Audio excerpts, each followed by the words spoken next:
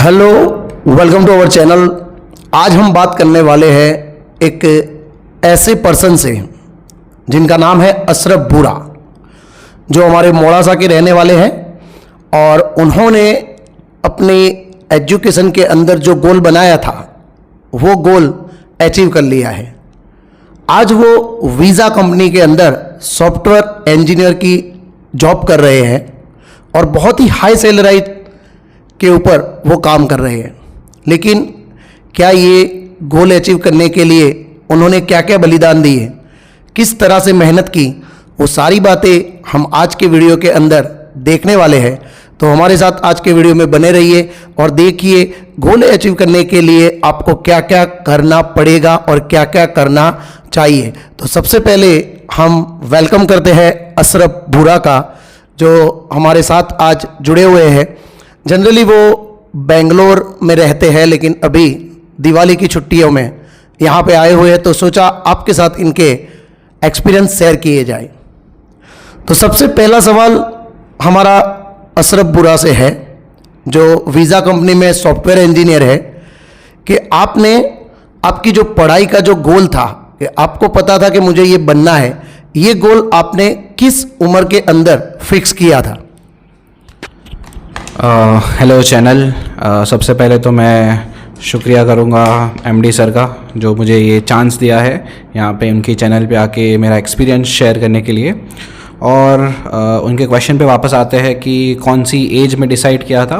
तो एज का तो आइडिया नहीं था, बट मेरा जो मेन गोल था वो मैंने 10th स्टैंडर्ड में सोचा था। जब हमें चॉइस मिलती है कि either you have to choose math और साइंस, तब मैंने सोचा था कि I want to go to this particular software engineering field.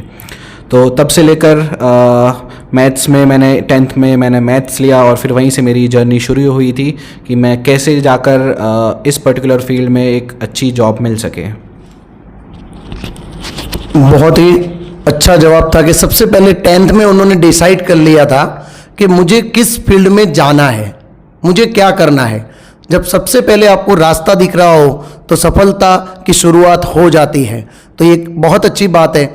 जब उन्होंने पढ़ाई स्टार्ट की 10th के बाद, तो 10th के अंदर उन्होंने किस तरह से पढ़ाई की, कैसे कैसे क्वेश्चंस आते थे, क्या पढ़ते थे, क्या एक्स्ट्रा प्रिपरेशन करते थे या ओनली बुक के हिसाब से पढ़ते थे, उसके बारे में भी हम जानेंगे कि भाई क्या पढ़ाई कर रहे थे, कितने घंटे पढ़ रहे थे। बच्चों के लिए ये जानना बहुत ज़रूरी है कि भाई कितने घंटे पढ़ना चाहिए, क्या करना चाहिए।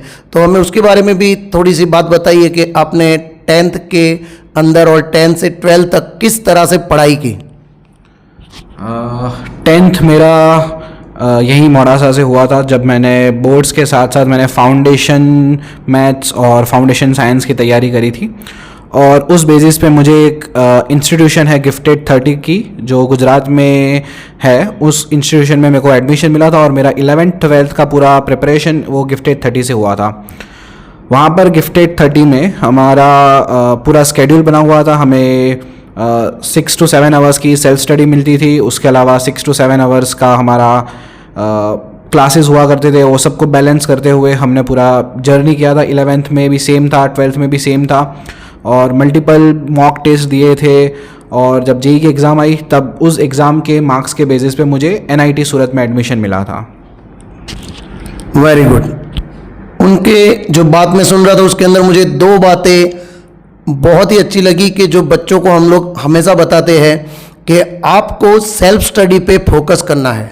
अगर आप सेल्फ स्टडी नहीं करेंगे तो आप जो चाहते हैं वो प्राप्त नहीं कर सकते। उसके साथ साथ आपको मॉक टेस्ट भी देने पड़ेंगे, जिससे आपको पता चलेगा कि आपको क्या आता है, क्या नहीं आता, और उसके हिसाब से मुझे नेक्स्ट डे कौन सी प्रिपरेशन करनी है। दोस्तों, एक और सवाल जो बच्चों को हमेशा एक चीज़ का डिस्ट्रैक्शन होता है, जिसका डिस्ट्रैक्शन का मतलब है कि मोबाइल।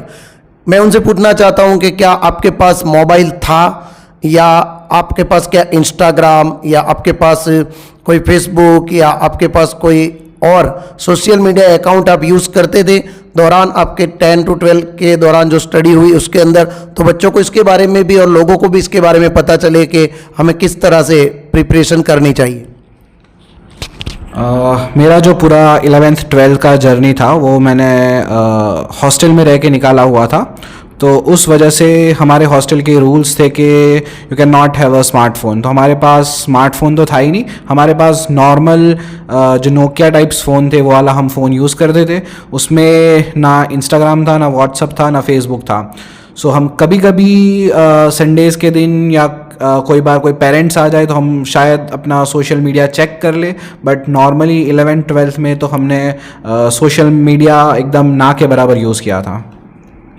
मतलब कि सोशल मीडिया यूज़ किया ही नहीं है। अगर बच्चे जैसे कि कभी महीने में एक आध बार मोबाइल घर पे आते हैं तो देख लेते हैं, वैसे देख लिया करते होंगे, लेकिन उनका जो गोल था उसके ऊपर फोकस रहा और NIT सूरत के अंदर उनको एडमिशन मिल गया। NIT सूरत के लिए एडमिशन लेने के लिए कौन सी एग्ज़ाम और किस तरह से आपने प्रिपरेशन की थी कि JEE के अंदर कौन सी एग्ज़ाम दी, उसमें क्या आपका रैंक रहा, उसके बाद आपने आगे एग्ज़ाम दी कि नहीं दी, उसके बारे में भी हमें बताइए। तो NITs जो है वो नेशनल इंस्टीट्यूट्स होती है और एक होता है इंडियन इंस्टीट्यूट होती है, वो होती है IITs।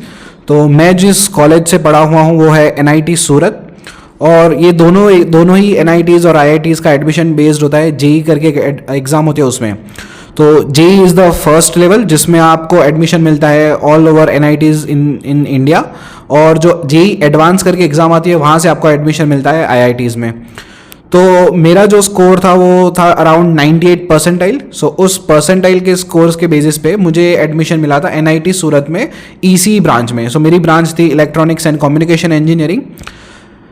और मेन जो प्रिपरेशन होती है वो JEE और JEE एडवांस की होती है, बट उसके अलावा भी बहुत सारी प्राइवेट इंस्टीट्यूशंस है जो अच्छे लेवल पे है, जैसे कि बिट्स हो गया, वो बिट्स पिलानी की एग्ज़ाम आती है, फिर होता है जामिया की एग्ज़ाम आती है, फिर अलीगढ़ की एग्ज़ाम आती है। तो एक्स्ट्रा एग्ज़ाम्स भी आती है जिससे अच्छी प्राइवेट यूनिवर्सिटीज़ में भी एडमिशन मिल सकता है आपको। Thank you. ये बहुत सारी जो छोटी छोटी बातें थी जो 10th से 12th तक के बच्चों को ध्यान में रखने चाहिए, और इसके अलावा किस तरह से प्रिपरेशन करनी चाहिए वो सारी बातें इन्होंने हमारे साथ शेयर की है।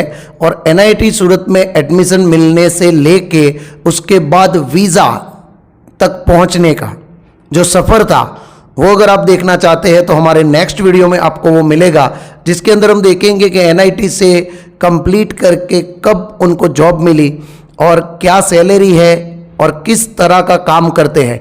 इसके अलावा भी बहुत सारी बातें हैं, तो हमारी इस वीडियो के साथ जुड़े रहिए। नेक्स्ट वीडियो शॉर्ट टाइम में आएगा।